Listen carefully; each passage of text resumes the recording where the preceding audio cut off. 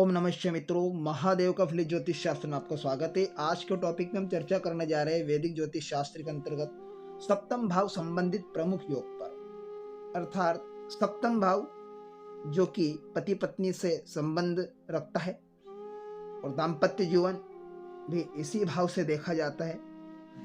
तो इसी टॉपिक पर आज हम चर्चा करेंगे। टॉपिक पर चर्चा करने से पहले मैं आपको बता देना चाहता हूँ, यदि आप मेरे चैनल पर नए दर्शक हो तो कृपया चैनल को सब्सक्राइब कर लिए, साथ में घंटे के बटन को दबा दीजिए ताकि मैं जो भी नए वीडियो अपलोड करूँ उसका नोटिफिकेशन सबसे पहले आपके पास पहुंच जाए।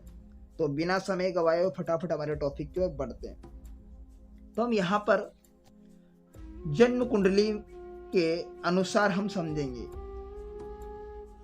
कि अगर किसी जातक की जन्म कुंडली में शनि चंद्र की युति सप्तम भाव में बनी हो, शनि और चंद्रमा की युति 7th हाउस में बनी हो, तो जातक को पुनर्भू अर्थात पहले से विवाहित स्त्री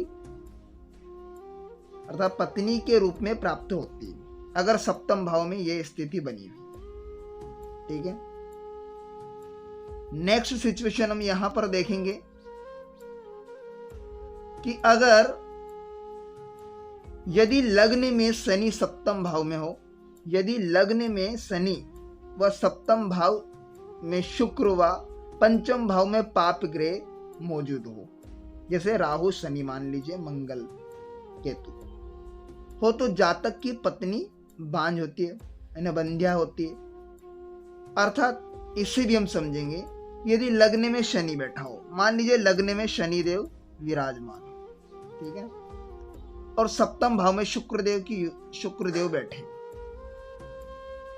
लग्न में शनिदेव और सप्तम में शुक्रदेव बैठे और पंचम भाव में पाप ग्रह हो, या राहु मान लीजिए, शनि मान लीजिए, ठीक है, राहु या शनि या केतु या मंगल, अगर ये पाप ग्रह मौजूद हो तो ऐसी कंडीशन में क्या होगा, जातक बंध्य होती है, जातक बंध्य होती है अर्थात बांझ होती है। ठीक है, तो इस प्रकार से योग घटित होता है कुंडली के अंदर। नेक्स्ट पर हम देखेंगे कि जन्म कुंडली का निर्माण कर लेते हैं।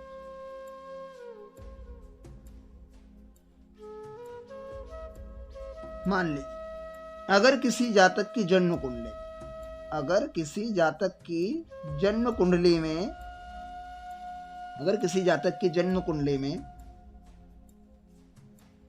किसी राशि योग, अगर किसी जातक की जन्म कुंडली में राशि परिवर्तन योग बना हुआ है, अर्थात जैसे उदाहरण के अनुसार हम यहाँ पर समझ लेते हैं, कन्या लग्न की कुंडली है, 6 7 8 9 10 11 12 1 2 3 4 5, अगर मान लीजिए सप्तम भाव के राशि के, सप्तम भाव में जो राशि है वो मीन राशि हो, मीन राशि के स्वामी बनते हैं बृहस्पति, और पंचम भाव के जो स्वामी बनते हैं वो शनिदेव। अब यहां पर क्या होगा, पंचम भाव के राशि की, जो पंचम भाव के जो पंचमेश अर्थात पंचम भाव में जो राशि है उसके अधिपति शनिदेव वो सप्तम भाव में बैठे, और सप्तम भाव की जो राशि है उसके अधिपति बृहस्पति देव पंचम भाव में बैठे हो, तो ऐसी परिवर्तन में क्या होगा, यह योग राशि परिवर्तन योग बन जाता है।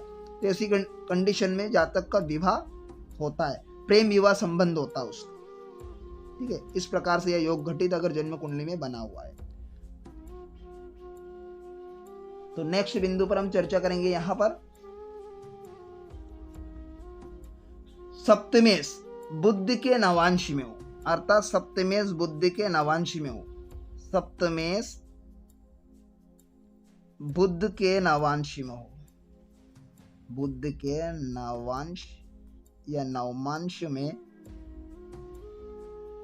हो, बुध के नवांश में गया हो, ठीक है, यह हो, तो जातक क्या होगा, जातक वैश्यगामी होगा, वैश्यगामी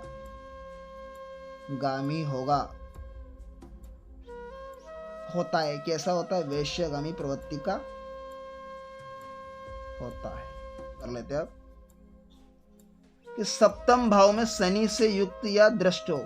सप्तम भाव जो 7वां घर होता है जन्म कुंडली का सप्तम भाव, ठीक है, सप्तम भाव जो कि शनि से दृष्ट हो, या सप्तम भाव में शनि देव बैठे हो, या सप्तम भाव पर शनि की दृष्टि हो, या शनि से युक्त हो सप्तम भाव, ठीक है ना, या यहाँ पर सूर्य देव बैठ गए, तो ऐसी कंडीशन जातक को क्या होगा, गुदा रोग होगा। गुदा रोग, प्रमेह, प्लीहा और ऑपरेशन होता है। ऑपरेशन होता है भाव में। पुनः समझ लीजिए, सप्तम भाव में शनि के साथ में मंगल हो या सूर्य हो, तो ऐसी कंडीशन में से क्या होगा, ऑपरेशन होता है, या फिर दृष्टि संबंध बनी हो शनि से, सूर्य मंगल की। तो ऐसी कंडीशन में शनि से युक्त हो या दृष्ट हो शनि की दृष्टि से, तो ऐसे में ऑपरेशन होता है तथा जातक अधिक रोगों से पीड़ित होता है।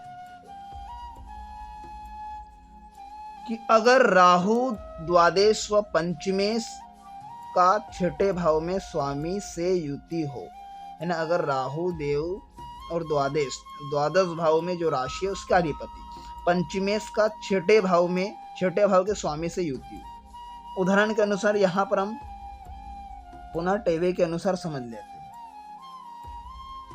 ठीक है। टेवे में हम यहाँ पर समझेंगे उदाहरण अनुसार। यहाँ पर हम समझ लेते हैं, अगर राहु द्वादश व पंचमेश छठे भाव के स्वामी के साथ युति बनाए गए, मतलब छठे भाव में राशि कौन सी है, धनु राशि। अब धनु राशि के स्वामी बनते बृहस्पति देव अर्थात गुरु, ठीक है। और द्वादश व पंचमेश छठे भाव के स्वामी से युति बना रहे हैं। अब यहाँ पर द्वादश भाव के स्वामी क्या बनते, बुध देव।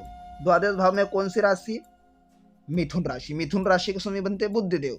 और छठे घर में जो राशि है धनु राशि, धनु राशि के अधिपति बनते बृहस्पति देव।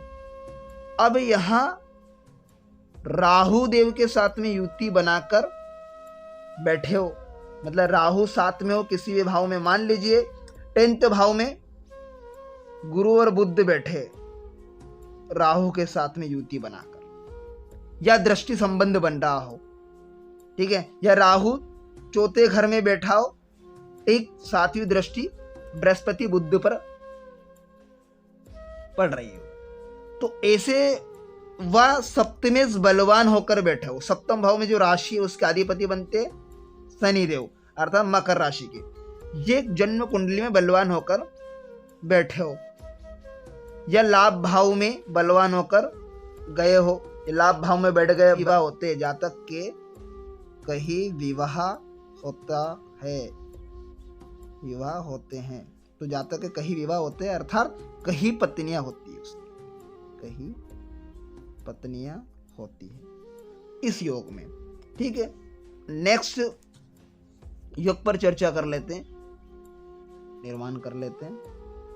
यहाँ मिथुन लग्न की जन्म कुंडली है, क्रम के अनुसार राशियां फिल कर लेंगे, 9, 10, 11, 12, 1, 2। अगर सप्तमेश छठे भाव में बैठा हो, सप्तम भाव में जो राशि है वो धनु राशि, और धनु राशि के स्वामी बृहस्पति देव छठे भाव में बैठे हो, यहां पर बैठे हो बृहस्पति देव छठे भाव में, रोग भाव में।